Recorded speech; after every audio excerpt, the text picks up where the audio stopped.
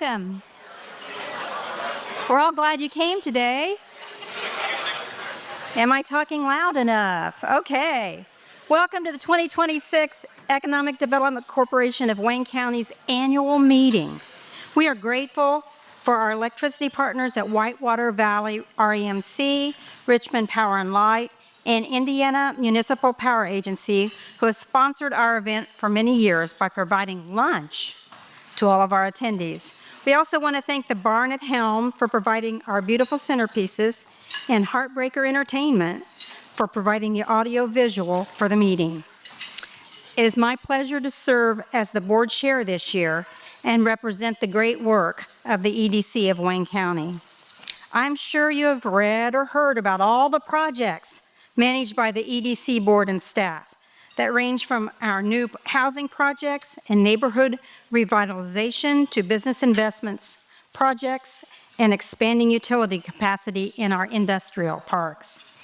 This work is only accomplished through numerous partnerships, many of whom are in the room and some that we will share more about later in the program. We appreciate your interest in our work and for attending today. I'd like to take a moment to first introduce our dedicated team at the EDC, including Valerie Schaefer, Sarah Mitchell, Teresa C. Lindsay, Kayla Robinson, and Leanne Bowman.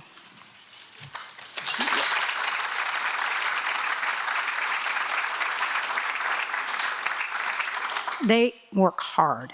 In the 2025 annual report at your table, you will see the longevity and experience that this team brings to the community. I encourage you to take this report home with you to review in detail after the program. I also want to thank the EDC Board of Directors for committing your time and talents. There is a lot of project activity that we must stay informed of to help advance and work of the organization. If you are a current board member, will you stand to be recognized?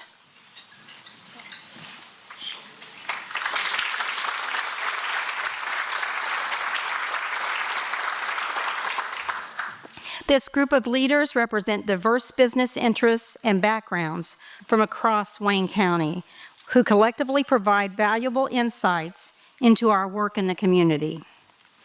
Every year we get to welcome new faces to the board. That also means we have to say goodbye to experienced board members whose terms expire. This year we were happy to welcome Brenda McLean, appointed by the Cambridge City Town Council, and Jason Troutwine, appointed by Mayor Oler. We also had 3 board members who are no longer serving but provide a lasting impact to the organization. And now I get to tell you about them. Outgoing board member Jim King was appointed to the board in 2020 by the Cambridge City Council and served 2 3-year terms. As a local investor, entrepreneur, and overall critical thinker, Jim always challenged us to think differently, often playing the role of devil's advocate. Now, as a member of the Cambridge City Town Council, we are confident that he will continue to play a role in advancing economic development in Cambridge City. During his time on the board of directors, Jim served on the Industrial Park Committee, was our board chair in 2022, and treasurer in 2024 and 2025. I think he really served. Jim, would you like to come up to receive your plaque?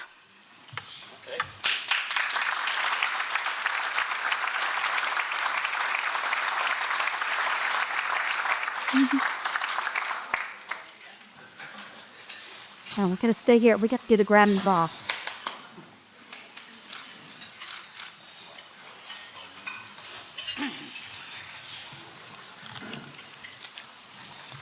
Now, the next person I'm going to discuss is Brad Robinson, who was appointed by the Hagerstown Town Council and also joined the board in 2020, completing 2 3-year terms as a lifelong resident of Hagerstown and cattle farmer in his spare time.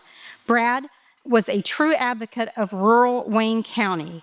We appreciate his dedication to attending our board meetings, even in the middle of a fishing competition, by joining us virtually from his boat. During his time on the board, Brad also served on the Industrial Park Committee and was of great assistance as we negotiated farm leases over the years. Brad is not here to receive his award. Oh, he is here. Well, someone told me he wasn't coming. He surprised me in the door. Peggy, Brad's here. Oh, thank you. Brad, come on up.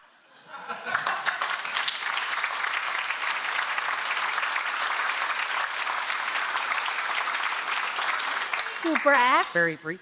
very briefly, Thought I'll help the thing out, right? look here. Hey, He's going to do Grandpa today.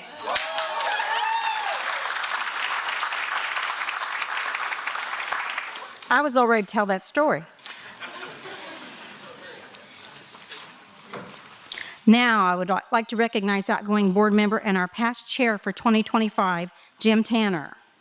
Jim began his service on the board in 2020, serving 2 3-year terms, and was appointed by former Mayor Dave Snow. As a member of the Reed Hospital Health Board, Jim was able to be an important voice of Wayne County's primary health care provider and our largest employer. Jim's experience as a business owner and strong community network member also played a large role in his contributions to the board. Jim has served on the Industrial Park Committee as vice chair in 2024 and then as chair in 2025. I want to thank Jim for his leadership to the organization and for his support of economic development throughout the years. Jim King.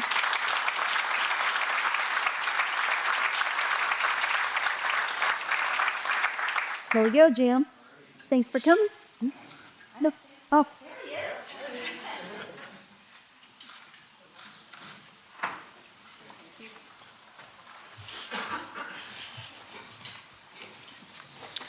Next, I would like to invite Teresa Lindsay, the EDC's Business and Workforce Development Manager, to the podium to present our 2025 Business Investment Awards. Teresa. Thank you, Peggy. Good afternoon. I am the staff member that is primarily responsible for visiting and assisting all of our existing businesses across Wayne County. There's nothing more rewarding in the work that I do than watching and supporting their growth. It's my honor to recognize 2 local companies that are growing, investing, and expanding local career opportunities. A-House Tool and Engineering is a 4th-generation, family-owned company deeply rooted in the Richmond, Wayne County community. For over 79 years, A-House has been a cornerstone of Wayne County's manufacturing economy while serving a global clientele. As their business grows, so does their footprint here. After adding on to their primary plant numerous times, last year the opportunity came for them to expand into a second facility across the street from their headquarters. It gave them space to grow their specialized design and build capabilities in advanced manufacturing, automation, robotics, work holding, and assembly. This expansion supports the company's existing 99-person workforce while adding another 15 jobs with an average of $25 per hour. The project represents a $2.47 million investment that's supported by a $32,500 edit grant from our office, and they were also awarded a tax abatement from the City of Richmond. Known for its family-oriented culture and nationally recognized apprenticeship program, A-House continues to strengthen Wayne County's advanced manufacturing sector while delivering high-quality tooling and automation solutions worldwide. And I'm going to invite their team to come up here, and we're going to get a little award. And fun fact, Kevin A-House and I graduated from high school together.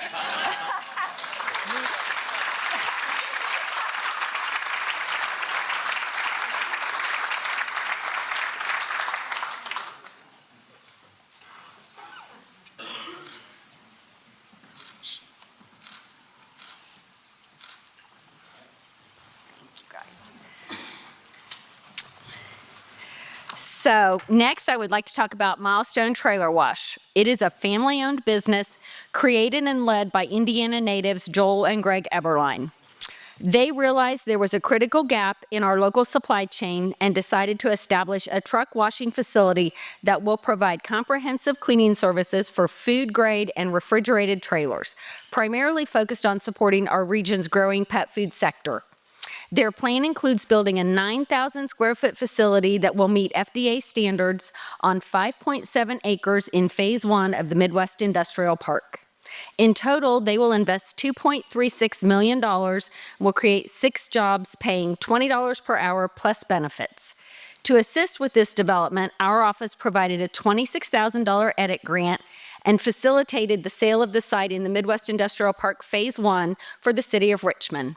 Milestone Trailer Wash strengthens our regional supply chain efficiency. They will support other local businesses, and they demonstrate the impact of residents investing back into their own community. So here to accept this award are Greg and Joel Eberlein.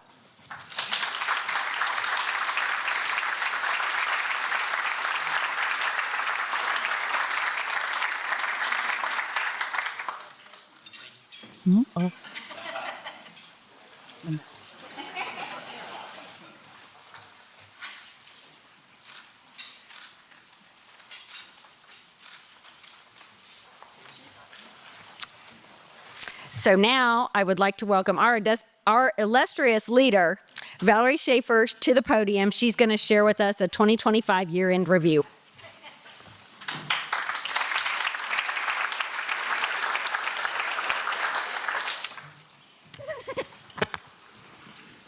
Good afternoon.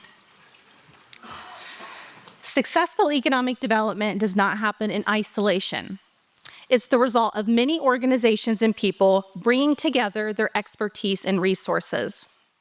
Over this past year, my team and I have been focused on strengthening those ties, aligning partners across the state, planning projects intentionally, and removing barriers so real ideas could become investments. Entering 2026, we have momentum. We are more coordinated than ever, and that alignment is drawing new investors and energizing new partners, many of which you'll hear from today. Business development does remain at the core of what we do. Through marketing, targeted outreach to site selectors, and hands-on support for local companies, we connect opportunities to the community.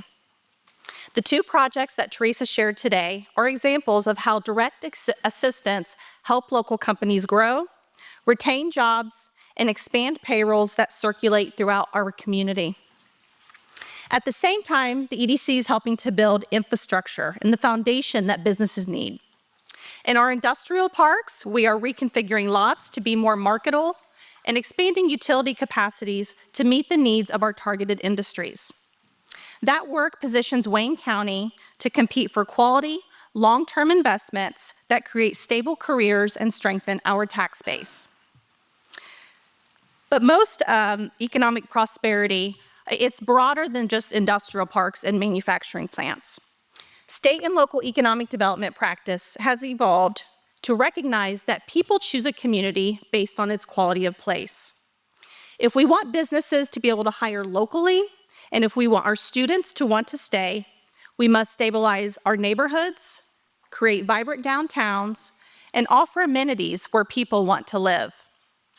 That's why the EDC has been working so diligently on attracting new investments in various projects that help to diversify our housing stock across numerous types and price points, while also stabilizing our neighborhoods and revamping the core of our city. A few examples of housing projects that we're working on include our Housing Accelerator program that you'll hear more about later, the new Smith Hill subdivision under development, a neighborhood stabilization plan for the historic Star neighborhood, enabling new housing to be built in Vail, and also facilitating several multifamily developments that offer maintenance-free living. Collectively, these projects are increasing options for growing families, young professionals, and seniors who are ready to downsize. More choices mean more workers available for local employers, less pressures on commutes, and more stable neighborhoods that support our schools, small businesses, and civic life. People are noticing what Wayne County has to offer, and some are even choosing to come home. In 2026, the EDC was happy to welcome 2 new members of our team who bring fresh energy and lived experiences. Leanne Bowman returned after decades away to serve as our office manager. Her experience and her Running her family business and in county government helped strengthen our operations. Kayla Robinson joined as Marketing and Communication Manager, bringing over a decade of state and local economic development experience and a passion for telling our community's story. Their choices reflect the same thing that we're promoting through the Make My Move program and Home in Wayne, that we are a community worth choosing. I also want to recognize Sarah Mitchell and Teresa Lindsay on my team. We are a small team, but we are persistent. We support our employers, we coordinate projects, and we pursue new investment stories that also help tell the story of the community. Last year, I was able to share in-depth look at various projects that are underway in the community, either led or supported by the EDC. But this year, I'm going to trust that you take our annual report home and read it cover to cover so we can try something new. We've assembled 2 fantastic panels for you today with partners and people that are working alongside the EDC to make projects a reality.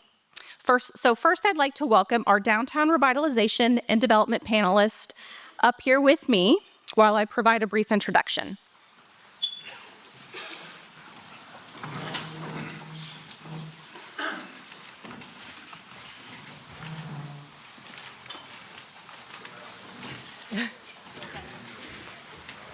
Oh.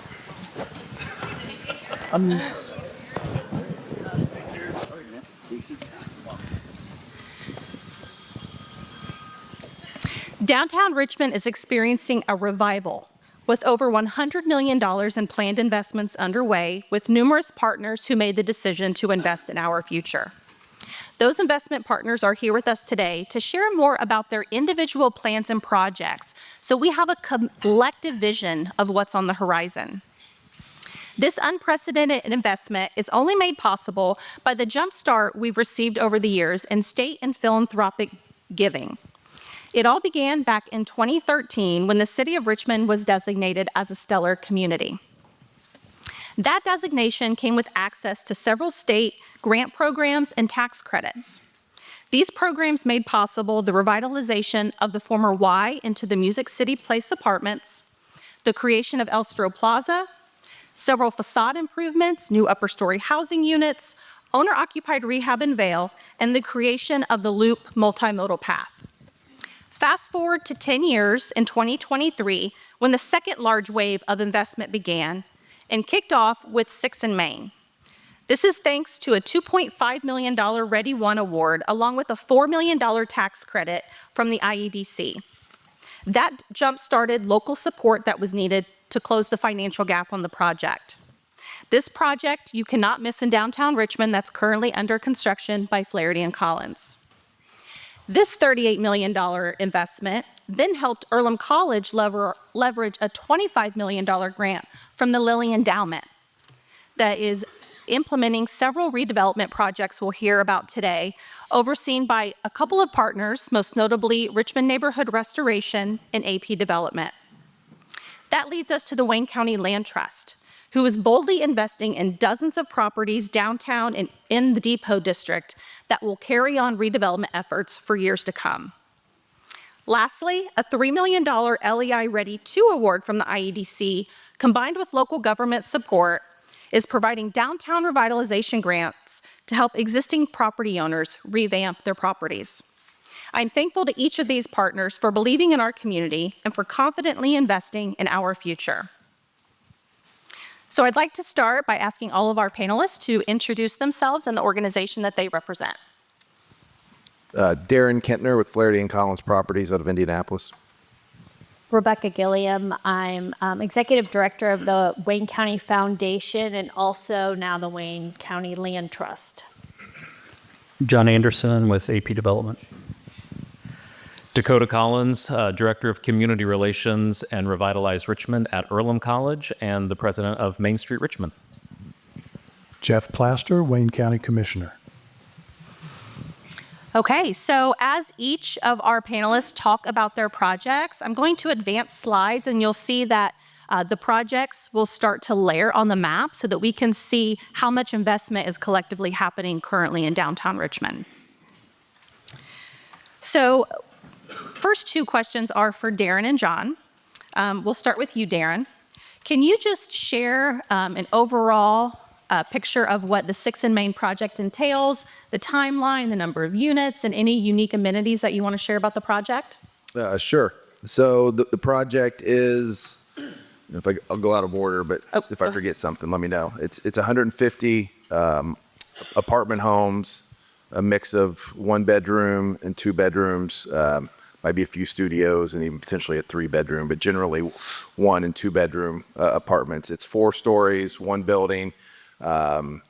Amenity wise, it'll have a pool, outdoor kitchen, grill type setup, and then interior will have like a game room, co-working space, lobby. I'm sure I'm forgetting something. But it also has about 4,000 square feet of first floor commercial space that hopefully is a cool use that will enhance the living environment. So what about the timeline for completion and lease up? Timeline completion. I just got a text to confirm this, that it's slated for first quarter of 27, I guess it is. I think there's a chance it could be by the end of the year. So that's on completion. We'll start leasing about 60 to 90 days prior to that. So think probably third quarter, we'll start actively leasing. We're certainly taking names now if anyone is interested, and then we'll stay in contact with folks who've reached out as we get closer to that date of actually leasing. Okay. All right, John, we'll move to you. Your project is very unique, and so you'll see on the map up here all the various properties that AP Development has. Yeah, so this project is 6 properties, if you look at the GIS, but actually 13 different buildings. It's Hiddle, Nolenberg, Oddfellows, Harris Bank, although I want to call it something different, the Jenkins Building, and Kresge, which you guys know was Circle E, plus the building in the alley next to Kresge, Grassroots, I think. As some of you may have noticed, the cheese grater is coming off of the bank building. Thank you. So once it's off and you see a hulking black hideous building, please continue to clap. Give us a minute. I don't know what this thing is going to look like once we take it off. Kevin was kind enough to do some drone footage inside, but we'll get the cheese grater off, see what we have, start assessing. This is what we do. We just finished the Ben-Hur building in Crawfordsville in July. We have several other historic buildings around the state. When we are finished, this will be around 100 apartments. Maybe the least efficient project I've ever done in my life. It's 158,000 square feet. Current count is about 29,000 square feet of retail. Also, the most retail we've ever done. We have some very unique spaces. Everything from studios, 1s, 2s. We have lofted 2-bedroom apartments in Nolenberg. We have to deal with buildings that don't have light. We'll have a rooftop amenity on the Kresge building. Got to figure out what to do with the bank lobby at Harris. The main thing about every unit will be different. We are striving to maintain the lodge areas in the Oddfellows, and how do we do that, and how do we rescue a building, reuse a building without destroying the building at the same time, and that's a needle that you gotta thread, and so that's it. We are starting. It's going to be not a phased project per se, but we are going to start at one building and move through. So if you think of it as a 30-story building where you start at the top and work your way down, that's what we're going to do, moving probably from Hiddle. That way, drawings are complete. We will start construction here in the next 3 months and be finished sometime next year. And you all specialize in historic preservation. Yes, so we do have several new construction projects around the state. But Backstay Lofts in Union City was our project. We have one here. We're doing a furniture factory in Evansville, 9-story tower in Springfield, Ohio, the old Waldo Hotel in West Virginia. So this is what drives us. When we do build new construction, it is in these same neighborhoods where something used to be. And so we have new construction projects in Goshen and Warsaw where there historically was something that really meant a lot to the community, whether it was a factory or a lumber yard or a grocery store. So buying these buildings and bringing them back to life is what we do. Thank you. So Rebecca, let's move to you in the trust. Everyone's talking about the Wayne County Land Trust right now. So you want to set the stage and first talk about what you're doing, who you are? Yes, so the Wayne County Land Trust was formed as a complement to all this investment that has been happening. This goes back, I say, unfortunately, to the COVID era, and we saw a lot of investment coming in through those dollars, federal and state dollars. But there's an opportunity to keep that moving forward. And the foundation board saw this as an opportunity for an organization that exists in perpetuity to really sit in the hub of that activity so that it is maintained long after all of these investments come and go, and really encourage continued investment over a long term.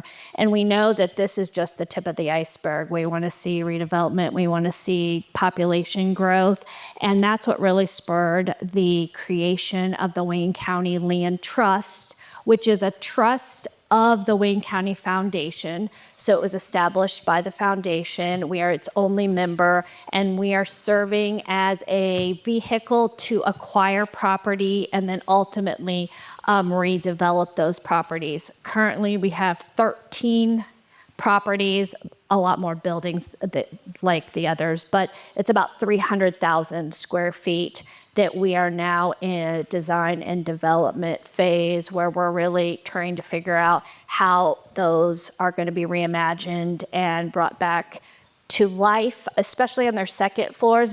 We have lovely tenants, but a lot of those buildings need a nice refresh, and we're working towards that outcome. Great.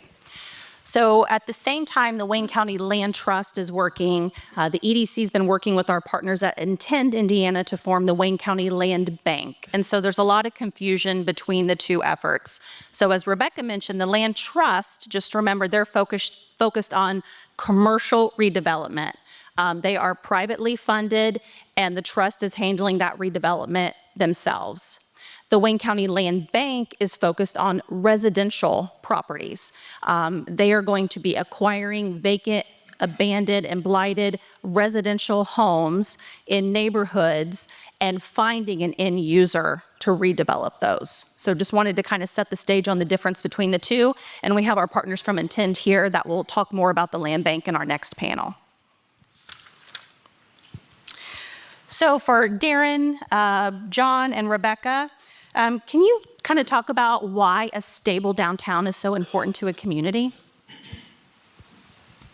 I'll start.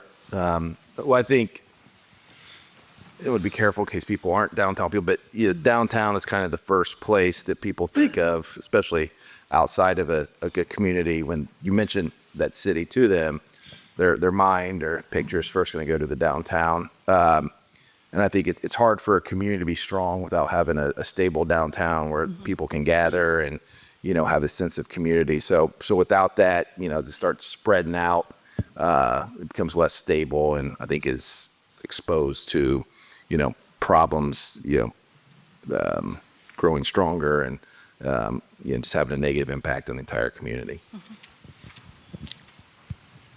So we've already seen some of this effort started. You have the Loop that it was an intentional effort to try to make a walkable, bikeable downtown. We know our center cities are incredibly important for thriving communities. We anticipate is where we do have populations that want to live, work, and play right in your downtowns. And as you strengthen that hub, you start to see additional development in those concentric circles that work out from that hub. And you really see an overall strengthening, and ultimately you hope to see population growth, and people wanting to stay in your community and not just come in for work and leave for play. We want them to stay and work and play and raise their families here. Yeah, for me, I think all you have to do is pick out your favorite town in Indiana that you like to visit, and what do you like about it, right? Everybody likes to go to Madison, Indiana. Why? Downtown is gorgeous. I live in Franklin. One of the reasons I live in Franklin, downtown is awesome. We do tours in our own town once a month or once every other month. We just go downtown and shop and walk around and have dinner. It's important. If you think about how our towns were created, the downtown was the hub of that. Once people realized they needed a central place to do business, to buy things, to eat, to meet, all of that, it started happening downtown. For us, it's where the architecture is. We aren't going to find a bank building or a Nolenberg or any of that in very many suburbs. When we work in tertiary communities primarily, we aren't in the big cities yet, but to us, it's the heart and soul. Downtowns have also, over the years, become a target for the coastal developers who don't understand real estate and see a price on a building, right? Think about it in California dollars and start buying it. And so that only happens if your downtown isn't vibrant. If your downtown is vibrant, then local investors and good developers are coming in. When your downtown becomes Washington Square Mall, for those of you that know that from Indianapolis, that's when the problems start, and it's so hard to get it back. So Darren and John, you invest all across the United States. Why Richmond? Well, let me spend a little time on this. I first came here, I came here as a kid for various reasons, but professionally, I think it was like probably 2020, 2021, to actually look at a different site that was closer to the interstate, what I'd call more of your traditional, like an apartment complex development, which really isn't what we do. To back up a little bit, we do urban infill, kind of very high-end apartments throughout the country, but generally in the Midwest. So I came thinking like this is probably going to be a wasted trip, not because of Richmond, just because it's not really what we do. But I got asked to look at the site. So anyhow, I met with, I think at that point it was the city and the county and Valerie and her team. And we're talking and I'm thinking, is there a way to make this work? And as we're just conversationally talking about the city and downtown, and they mentioned, there's over here's the former Elder Bierman building, put it out for RFP, didn't get, many responses, not sure what we're going to do with it. And I don't know if I said it then or called back later. I was like, hold on, I think that might be more of interest to me because of what we do and having, at that time we were in the downtown, seeing that there is kind of the infrastructure here to be a place that people would want to live, pay a premium to live, and have amenities and things around it that would be a draw. So that's how I got here, and I'm glad I did because it's been nothing but great working with the city and the county and different community leaders as well as the state and delivering a project that is not easy, it's challenging, and a lot of communities would be jealous or will be jealous to have something like that in the downtown. So that was my kind of circuitous way of ending up here. So much like Darren, I remember coming here as a kid. My uncles lived here for probably 50 years, so I remember the downtown mall that I thought was so cool. And is it 227 to Union City? I remember that in the back of his Buick that I thought was really cool. The other thing that drew us is you guys haven't torn everything down. And so many communities call us, and I'm like, okay, what do you have? And it's a sea of parking lots. Even despite the explosion that took out so much of the west side of downtown, you still have a very intact downtown so that we could put together this bunch of buildings to do what we do, and buildings of size, which is also something hard for us to find because we're not going to buy 5,000 square foot buildings. So those two things, Joseph, and obviously we look for three things as developers: leadership, momentum, and a plan. And if we come to town and a town doesn't have that, what we do is already hard enough. And if there's not good leadership, if there isn't any momentum, we can't be the ones that start it. And if there's not a plan in place to do it, then we can't do what we do. And Richmond had all three. And so combine all those things together, and it became a really exciting place for us to look at. Thank you. Rebecca, do you have anything to add about why the trust is willing to make these investments today? Yes, I can tell you that the Wayne County Foundation has been in this community. We're approaching 50 years. It was born out of citizens and individuals who wanted Wayne County to be amazing forever. And we have a responsibility and a role to play. So the land trust was an easy yes to move forward on because all this wonderful investment is happening and we want it to continue, and we see that we offer the continuity and the support long term. And we see investing in ourselves is the first step to getting additional external investment to come our way. Great, thank you. All right, now we're going to move to Dakota. Revitalize Richmond entails a lot of things, but can you kind of hone in and describe what the projects entail in downtown Richmond and who some of your partners are? Yeah, absolutely.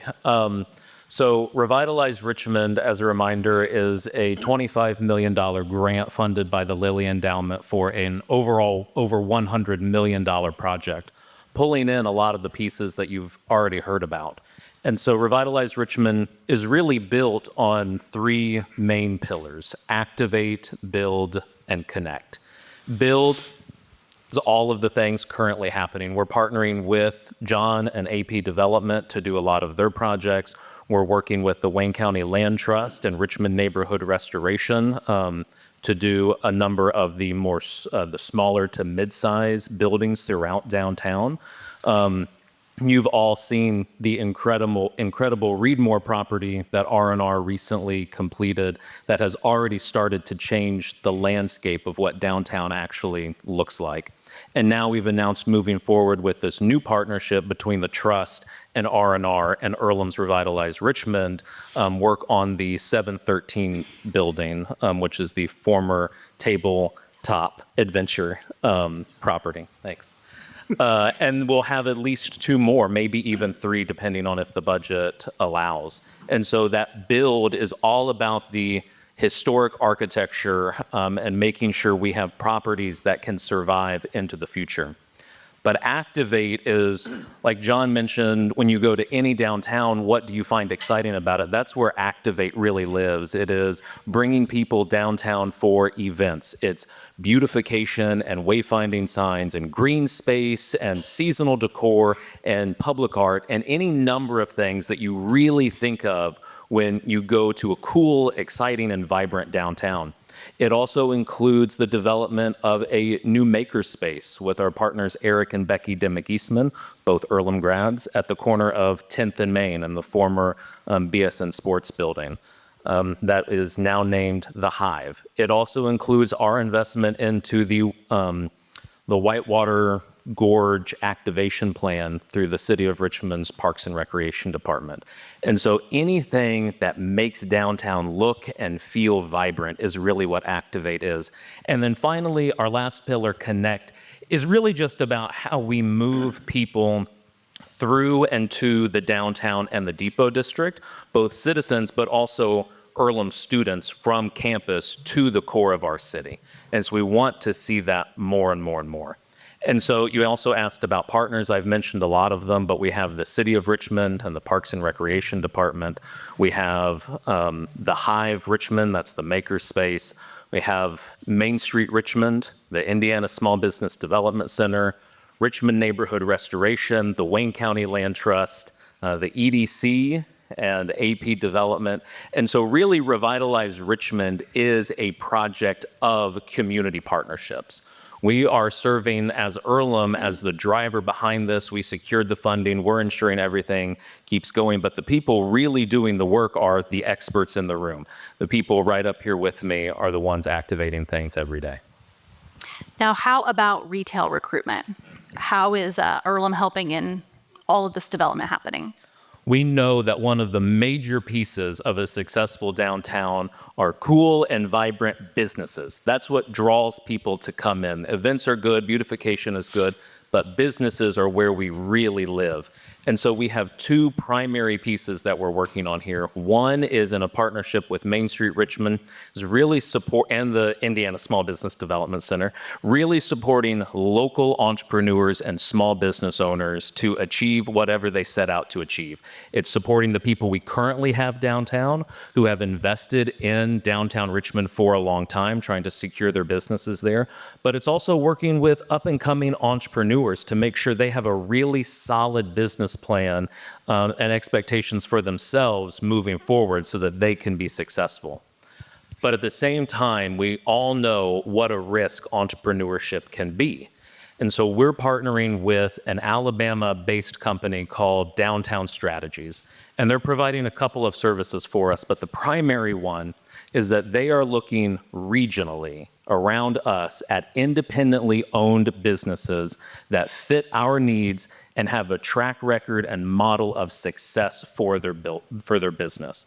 And so these are businesses that probably have one, maybe two locations, but they're ready to start expanding into a new market. We're working with them to ensure that that new market is downtown Richmond. And I think the recent success of Bad Dad's Pizza is an example of that. Richmond is their third location. They're still entrepreneurs at heart, ready to expand into a new market. And so I look at what Downtown Strategies is doing similar to what Bad Dad's has done here. Absolutely. So Darren, John, and Rebecca, how unique is it to have a partner like Earlham that's helping to work to recruit those ground floor businesses to your developments? And how is it supporting what you're doing? Yeah, I can tell you we don't have anything like that in any of our other communities right now. And I've actually referred Downtown Strategies to another town we're working in. As I said, this is the most retail we've taken on. I was thinking the other day about how many of our projects currently are actually on literally Main Street. And when you buy Main Street properties, you end up with downtown retail. So one of the things we talked about early on with Dakota and Valerie and others is if we are going to do this, we need support on the retail, because I'm from Franklin, Indianapolis. I'm an Indiana guy, always been a Hoosier. I don't live in Richmond. And so finding those retail tenants, I don't want to just turn it over to a broker to go bring me a Jimmy John's. Nothing against Jimmy John's. We want our tenants to reflect the character of the building. And so having this kind of partnership and this kind of recruitment effort is really important to what we're doing, because otherwise 29,000 square foot of retail in downtown Richmond would be a lot more stressful than it feels right now.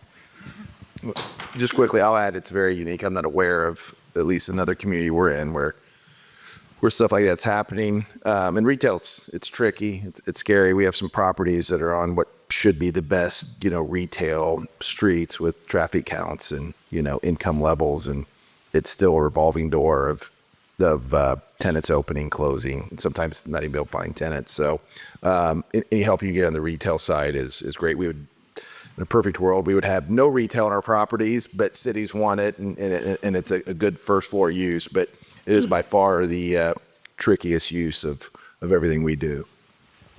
Yep, and we're relying on retail strategies.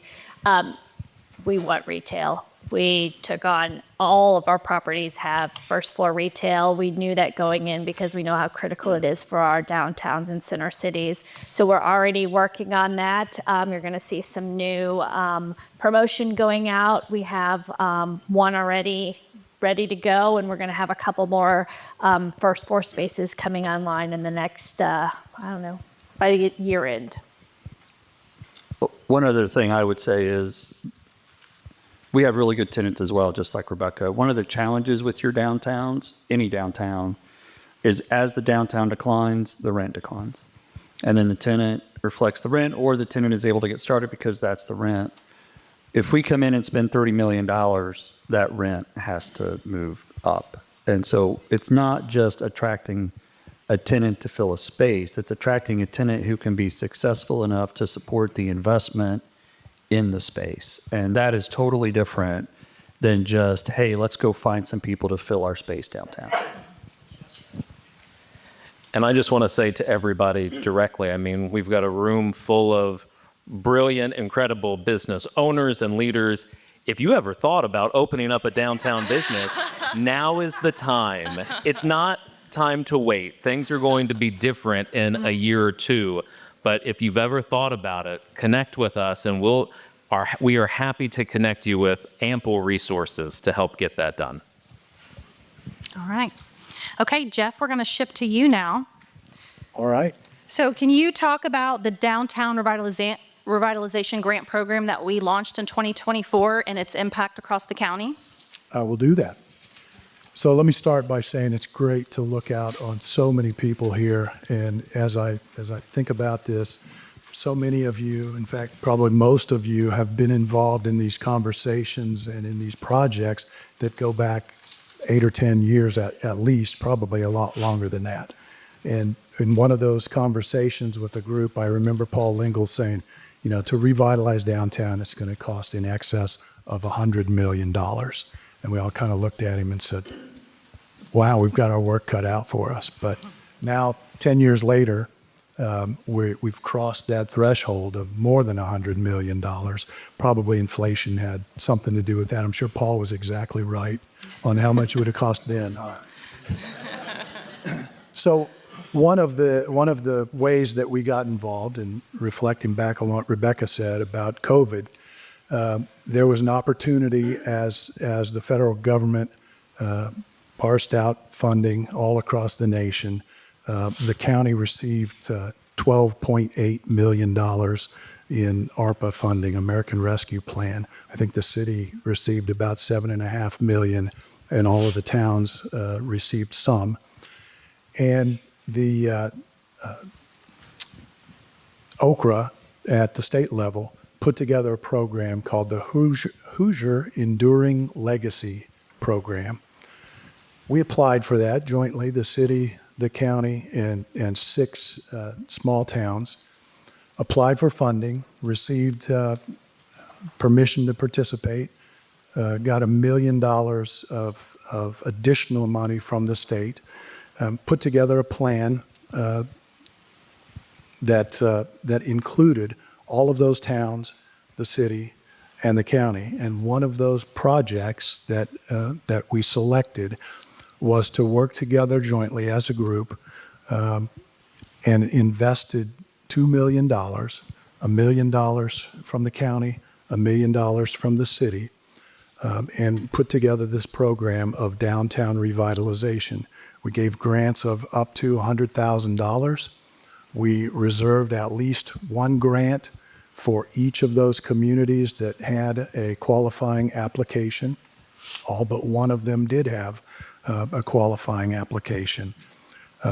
We required that the property owner invested 25% of the project cost as a minimum, and gave out 23 grants totaling $2 million.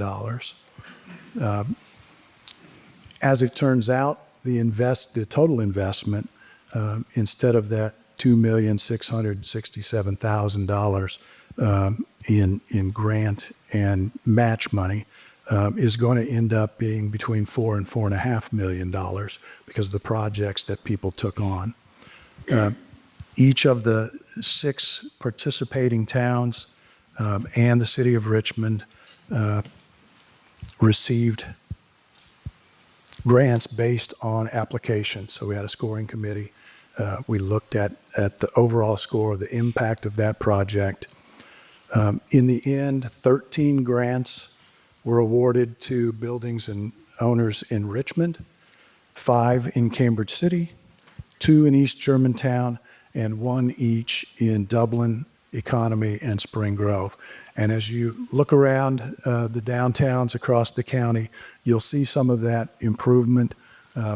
Most of those projects are already complete, and so when you see a new facade, a lot of those projects go back to this program. So last year, the EDC applied for an additional $3 million through the IEDC's Ready 2.0 program supported by the Lilly Endowment, and we received that award. So we are thrilled to be able to launch another round of these grants. And so, Jeff, do you want to talk a little bit about the expansion of the program and what that will look like this time around?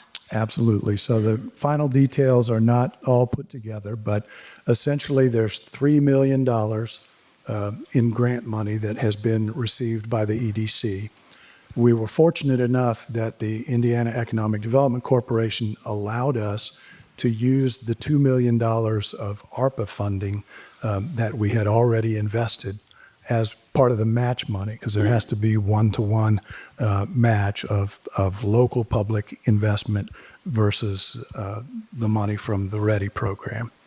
So that left $1 million more in match money to come up with, and the county, working with the EDC, decided and allocated $500,000 of consolidated edit and $500,000 of Wayne County edit to invest into this next round of projects. All right. So now let's shift to the role of Main Street organizations. Dakota, you mentioned you're the president of the board of Main Street Richmond. Do you want to talk a little bit about how you foresee Main Street playing a role in all of this activity in Richmond? Absolutely. Main Street Richmond is really the successor organization to a lot of the work being done across downtown Richmond. It's an organization that serves not only the downtown area, but also the Depot District in a goal of doing a lot of what Revitalize Richmond is doing, really activating those core areas, stewarding beautification, green space development, organizing events to really bring people downtown and change habits around attending things and going to businesses downtown. And of course, speaking of businesses, really facilitating, helping to facilitate small business success in the downtown area. And so Revitalize Richmond, that funding comes to a close on December 31st, 2028. And after that, there is no more funding, there's no more mechanism for moving those pieces forward.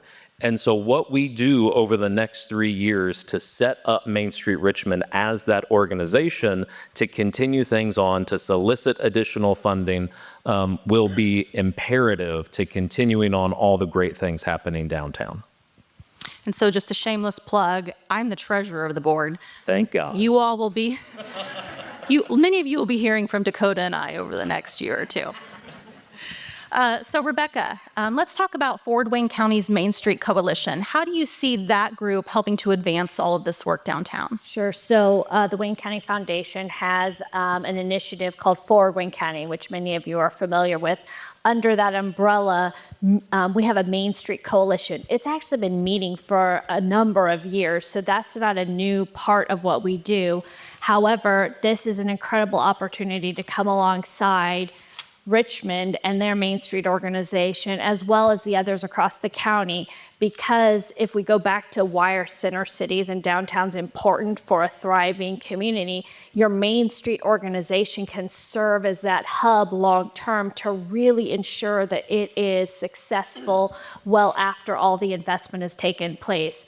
So through grant funding we've received through Lilly Gift 9, we're coming alongside Richmond and the Main Street organization to really ensure that they are getting off on the right footing as they build the program and the work that they're going to be doing over the long term, as well as investing in some training and some project work across the county. So that our investment is not just Richmond, but it is countywide in what we're doing. All right, thank you. So I get asked a lot how we intend to fill over 300 apartment units that are on the horizon. So I want to take just a moment to reflect upon a 2023 housing study that was conducted here for the community. It showed that Wayne County can absorb 450 new housing units per year over a 5-year period for a total of 2,250. Of those, 1,475 can be absorbed in Richmond alone, and 575 of those units are recommended to be market rate rental units. The plan suggests that downtown development should include low-maintenance apartments that offer 1, 2, and 3-bedroom options that range in size from 500 to 1,100 square feet in mixed-use commercial properties. The highest demand for these types of units include young professionals who are in the early stages of family formation, and empty nesters who are looking to downsize. So based on what you've heard today, I think we can all agree that the types of living options that our investors are going to be providing very much meet the needs as suggested in our housing study. So I just want to flip back to this map just for a moment so you can really see all of the collective impact and investment that is happening downtown. And that is thanks to all of our partners sitting up here on this panel. So can we give them a round of applause?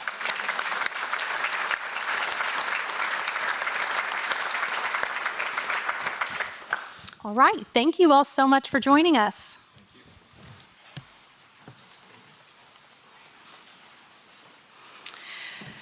So as investment plans have evolved in downtown Richmond, it was apparent that our focus needed to broaden to the neighborhoods that surround it, which are the historic Star neighborhood and Vale. So now I'd like to introduce Sarah Mitchell on my team, who's going to moderate our next panel regarding neighborhood revitalization and development. So panelists, you can come forward as well.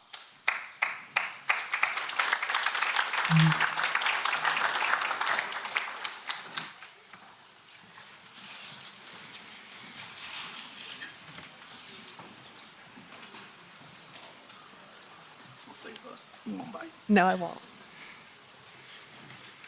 Okay, so thank you all for being here today. I think this is a record attendance for us, so thank you for spending your time with us, and as well as going a little bit longer than we normally do. So today's discussion focuses on the EDC working to pilot neighborhood strategies and stabilization that can be replicated not just in Richmond, but in Wayne County broadly.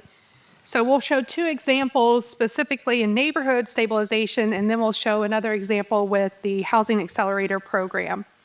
In Vale, a $7.2 million investment will build 22 new single-family homes on vacant lots donated or sold at a reduced rate by the Richmond Housing Authority and Habitat for Humanity, in addition to just today, the Wayne County Commissioners. This project was made possible by these partners in addition to the EDC, Richmond Power and Light, who is assisting with utility connections, the Indiana Economic Development Corporation with a $1.1 million grant. Ready Lilly Endowment is the grant offering, so it is philanthropic dollars. And then $820,000 from the Wayne County Commissioners that was in support of the Wayne County Housing Accelerator Program. In addition, the Wayne County Foundation is assisting with a $1 million impact investment loan for this project.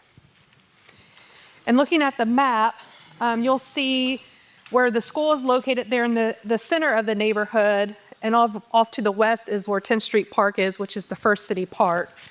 What you'll also see in the red outline is where home ownership exists in that neighborhood. So you can see where the school is and going east, there's a higher concentration of home ownership versus when you go at the school going west, where home ownership is down a little bit lower. So in the east side of the neighborhood, you'll see home ownership over 60%. In the west side, it's in the 30% range.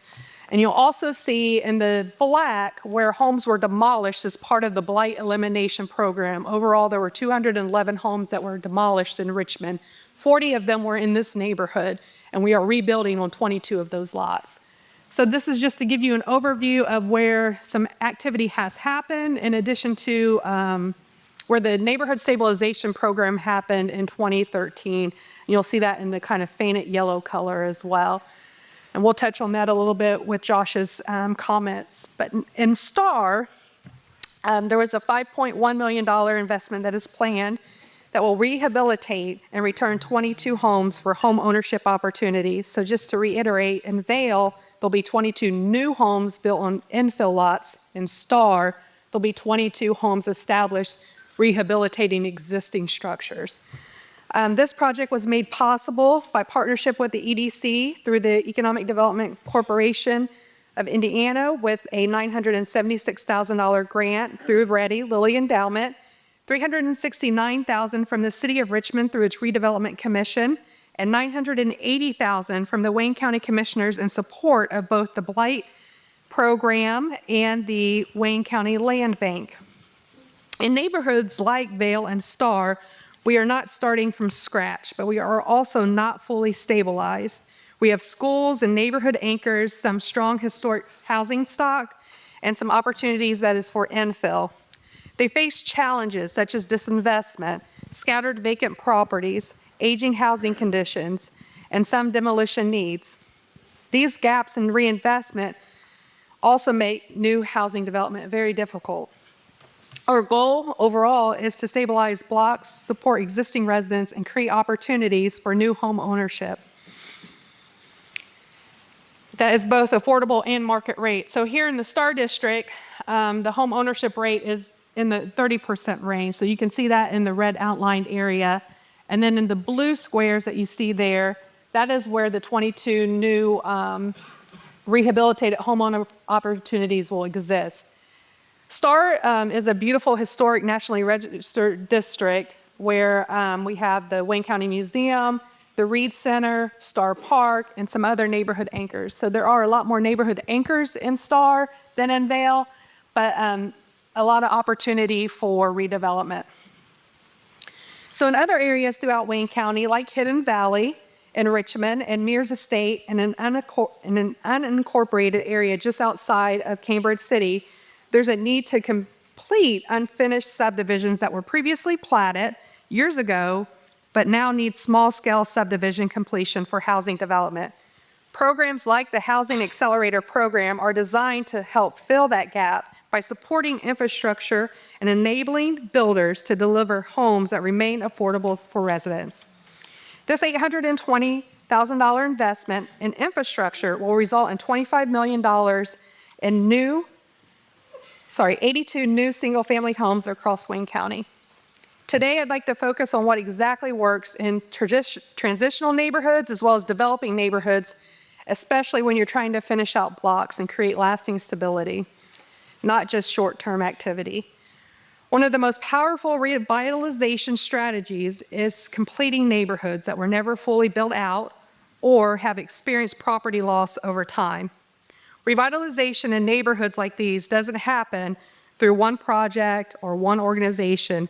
It takes coordination between land banks, developers, planning departments, healthcare systems, financial institutions, philanthropic partners, and community organizations. So today we're bringing together professionals who play a different role in each of those ecosystems. So partnership is the key word of today. So I'd like our partners to talk a little bit about their role in neighborhood stabilization and introduce themselves. We'll start with Josh. Hi, I'm Josh Anderson. I'm the principal at a company called Anderson Bolander. We're a land planning, landscape architecture, and design firm located in Indianapolis.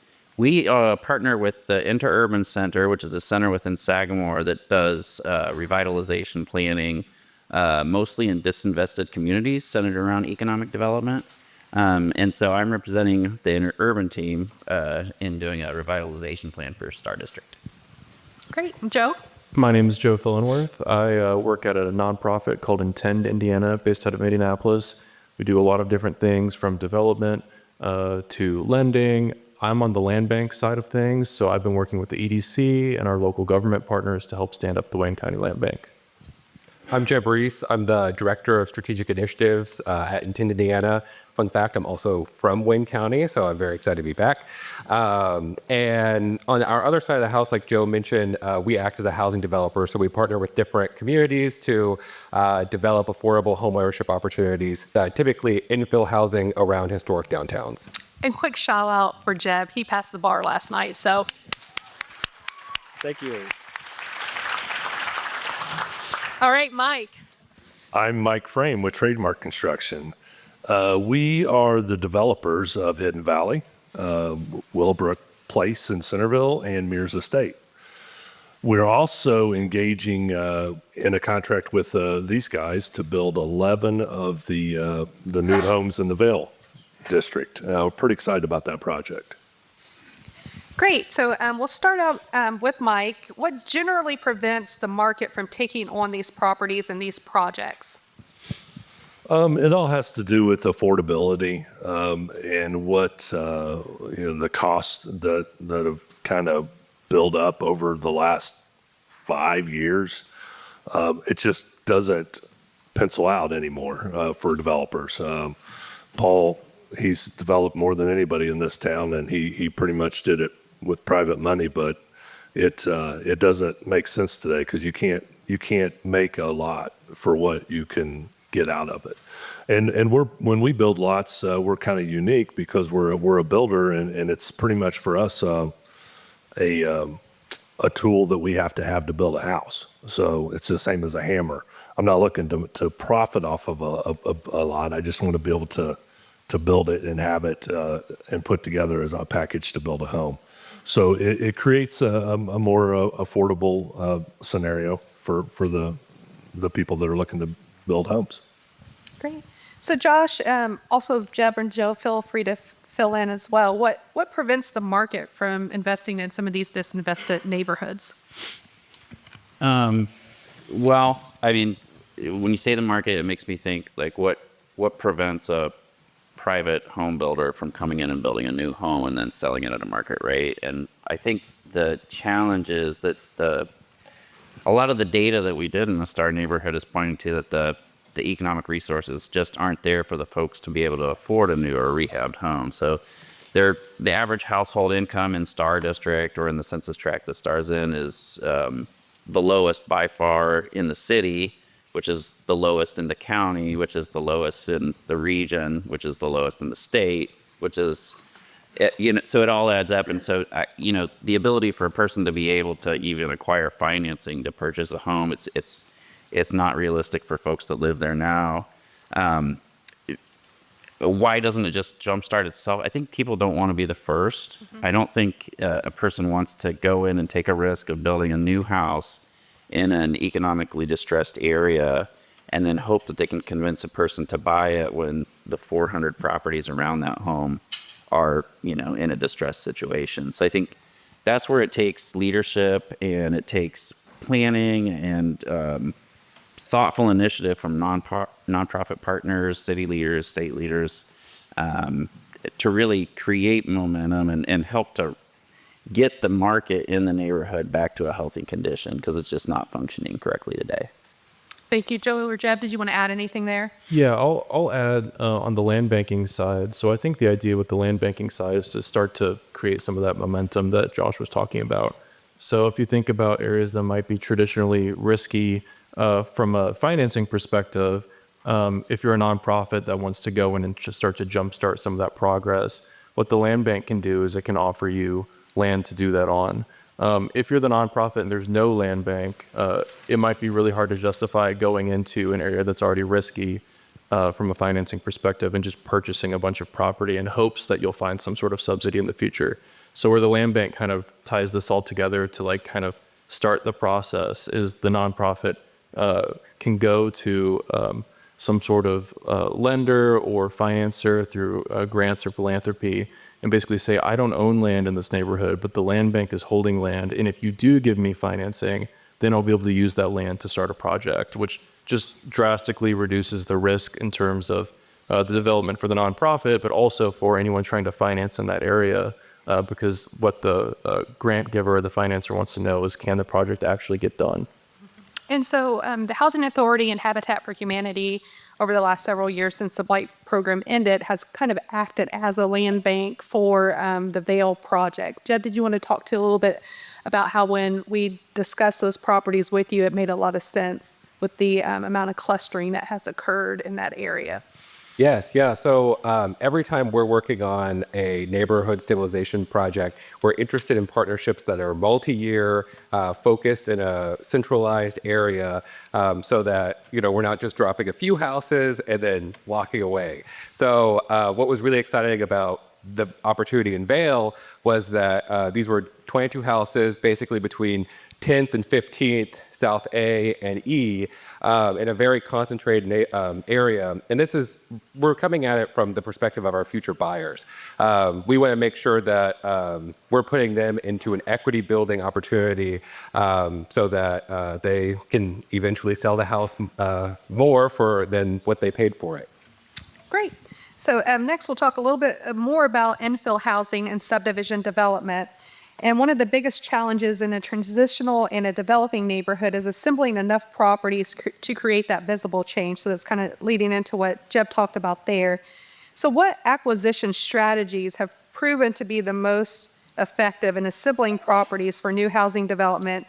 And how do you prioritize which properties to acquire first? We're going to talk with Josh first from a CDC perspective. Yeah, so, and I'll let you talk about land banking and sort of the financial side of things, but as a revitalization planning person, our goal would of course, you need to be opportunistic and nimble, and so the properties you can acquire exist where they exist.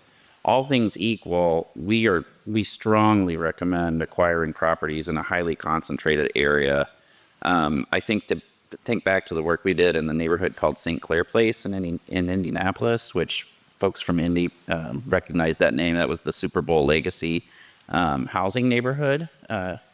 And one of the early efforts there was that there's this feeling that there's so much depression in the neighborhood that people were not going to feel that this commitment was real unless they could tangibly see results. And they did, because we focused on a single street.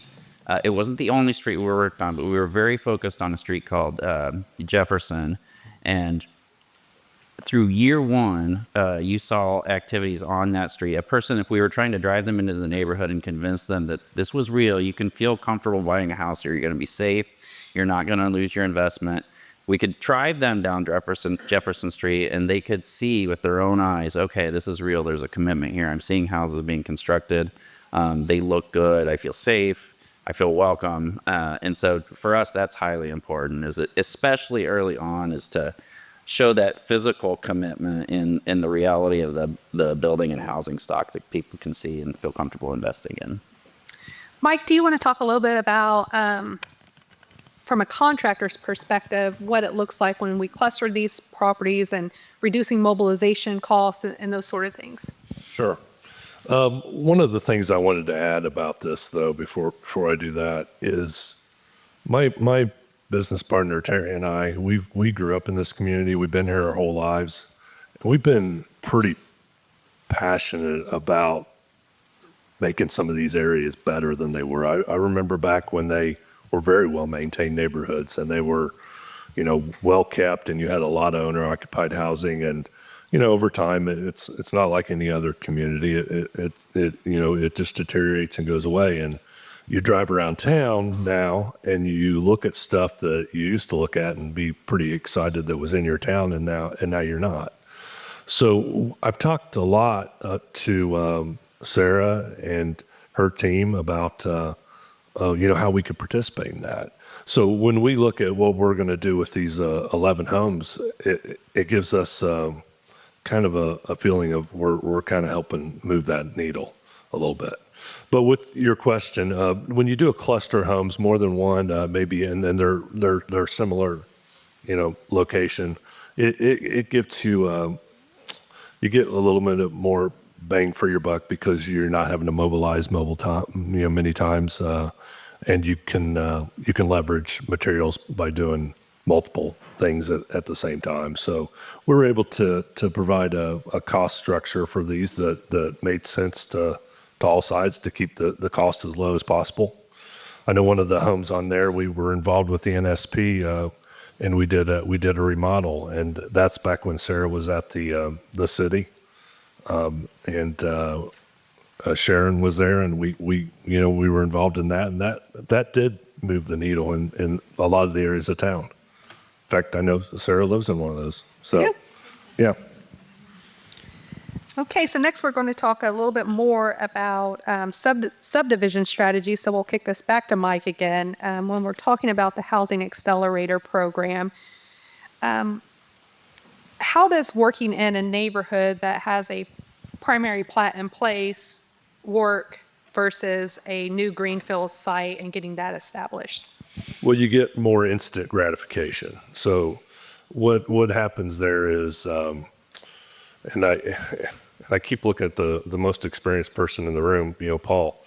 I don't know how many phases to Meadow Park there was, but I remember vividly the very first phase of Meadow Park, because my dad built one or two of those, and I remember riding in his truck through this what was a field at the time, and but as you continue a subdivision, you kind of have dead end streets, so the infrastructure's there. It's ready to extend on, so you're not bringing it from a distance. So you have that, and then with you having a primary plat already in place, you don't have to go through the process of going to Plan Commission and City Council and all that stuff. That fun stuff. Yeah, the fun stuff. I know I shouldn't make this joke, but Brian really enjoys doing that. Okay, so moving to market participation in distressed neighborhoods. what are realistic expectations for private developers to participate early stage in the neighborhood revitalization phase? And what signals tell you that that investment could now change the trajectory of the neighborhood? So we'll start with Josh from a CDC perspective and then move to, I believe it's Joe from there.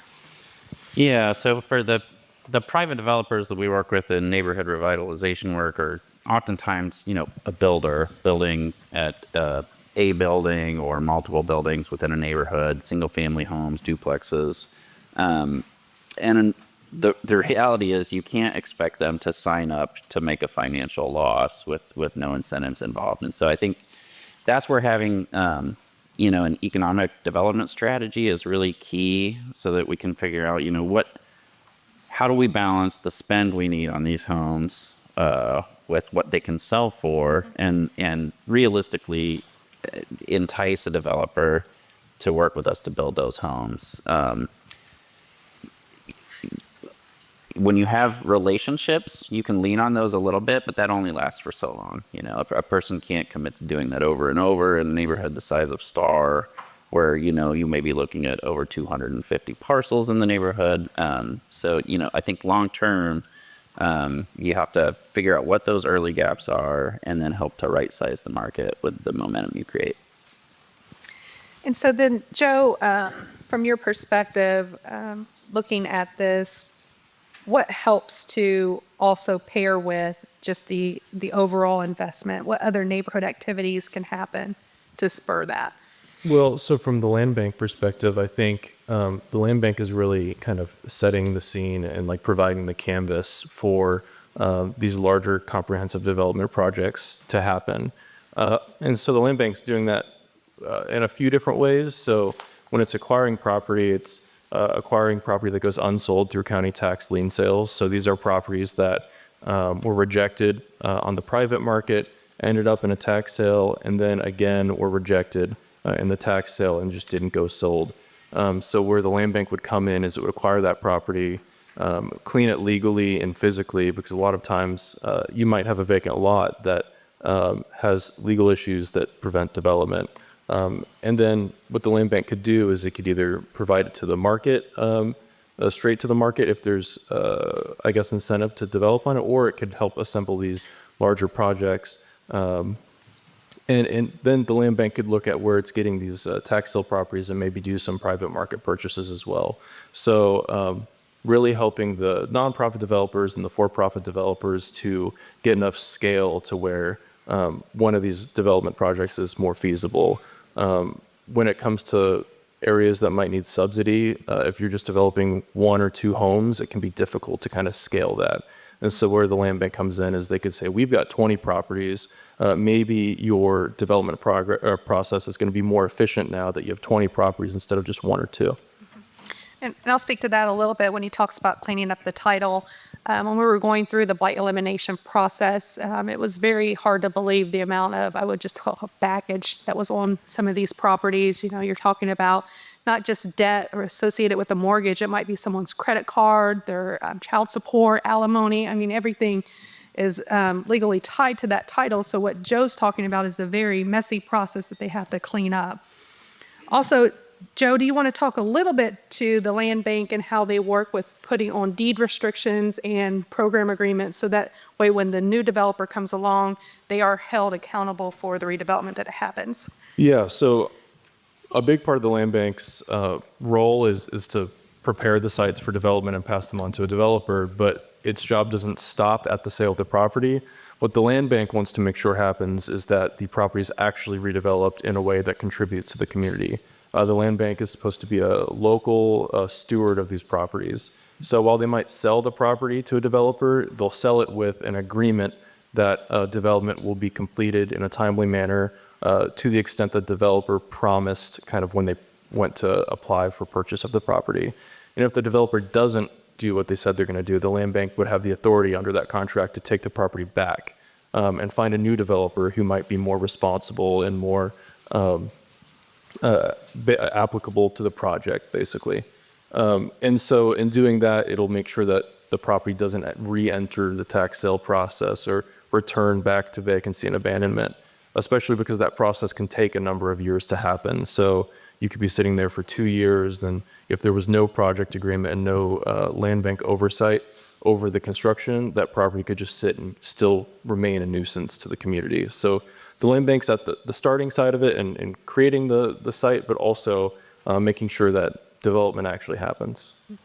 And I'll speak to that a little bit. You see a lot of times, or I've seen a lot of times, where someone will start a project, they're very optimistic about rehabbing this home or working on this project to make the neighborhood better, and then they realize how difficult that really is, and they'll walk away. This has the recapture portion where that way the land bank can find another viable developer, and that property doesn't stay stagnant for 10, 15, or 20 years. The next part about this neighborhood revitalization that we're going to speak about is building stability and long-term sustainability. And so revitalization, as we know, is not just about the buildings. It's about the people and the long-term neighborhood stability. So last night we had our first Homeownership 101 course. Thank you to Reed Health, who was a generous donor, for providing meals for that. Jeb, do you want to talk about how to increase home ownership among existing residents in a neighborhood, as well as a little bit about property maintenance and how that will help tip a neighborhood in a positive direction? Absolutely. So anytime we work with a community, we want to make sure that these equity building opportunities, these high quality new construction homes, that the people that live in the neighborhood have the first opportunity and are aware of what's going on. So through our partnership with EDC, the Wayne County Foundation, Reed Health, and also Richmond Community Schools, by offering these education programs well before the houses are even done, we're able to get out in front of the Vail community and anyone else who's interested in joining to talk about this complicated process of buying a home. And it's so important to get in front of it early on because, especially with our buyers, they're under a certain income level. They may just be a little short, like on their debt to income ratio, or maybe they need to pay off like a credit card, and then they're ready to be income qualified and be prepared for this opportunity. So we're engaging the community early on to make sure that they know about this opportunity and also have the education under their belt to be able to get mortgage qualified. We also maintain a relationship with our buyers after we sell the house. So again, like not developing one or two houses and walking away, we reach out to our home buyers annually, check in, they know who to contact, and then if anything does happen where maybe something unforeseen like medical comes up and they do need to step away from this opportunity, we can offer them that soft exit of buying the house back and selling it to the next income qualified person so they don't have to go through foreclosure. Great. Josh, did you want to talk a little bit about how we ensure neighborhood improvements are durable after, the grant funding ends? How do we keep the momentum going in neighborhoods? Yeah, and it's not just, it is neighborhoods, it's not just neighborhoods, but all investments. It feels like, as a practitioner, it's always easier to get people to give you money to build something than it is to maintain something. And the same goes for neighborhoods. So over time, do you have mechanisms built in place to maintain the infrastructure that you're building, upkeep, and then I think building just what the true value of a neighborhood is, and that's the social connections that people make with one another when they become neighbors. I think a big part of that is neighborhood associations. So those organizations that are just help maintain pride, and it's something people want to belong to as well. It's something I like belonging to, is my own neighborhood association. Getting to know my neighbors better, volunteering in cleanups, and it just instills some pride to take care of the whole neighborhood and not just your own property. So I think that's critical. Yeah, we've also seen some energy early on now. We've had a few volunteers reach out and say, hey, we want to do a neighborhood cleanup in the Star and the Vail neighborhood as you guys begin these reinvestment strategies. So that's good to see as well. When we look at a project like Star and Vail, and I know, Josh, you've done a lot of data with the census lately as a part of the Star plan. Can you talk a little bit about how the investment from the Neighborhood Stabilization Program about 13 years ago, in addition to owner-occupied rehab, and then layered with the blight elimination, has change some of the metrics in that neighborhood. Yeah, and when we first saw the data, I think we were a little surprised and had to kind of double check. Like, is that true? Because we see Star and Vale kind of going in opposite directions. So in Star, the number of owner-occupied homes, the percentages are on the decline, and they have been for 3 straight census reportings. Whereas for Vale, in the most recent census, it went up over the 5-year period. And the same is true for the number of mortgages. The same is true for the household income statistics. So,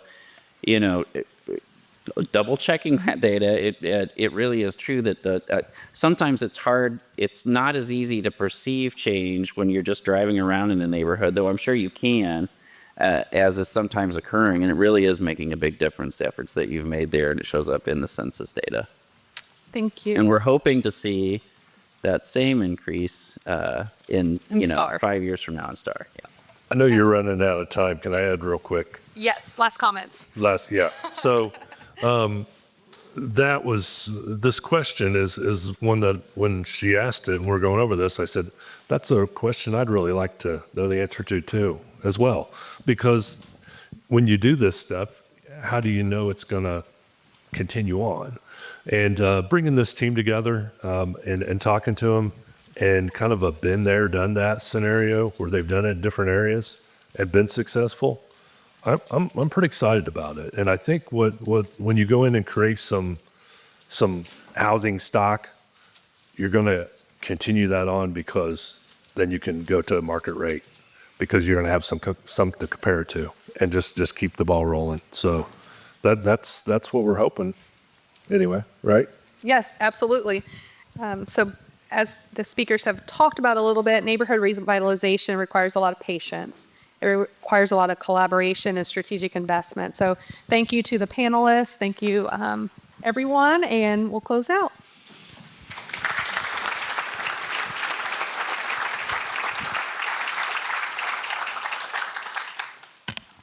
Thank you all so much for being with us today. I hope you're leaving here with more knowledge about the investment projects on the horizon and the impact they will have on our community. I know I am.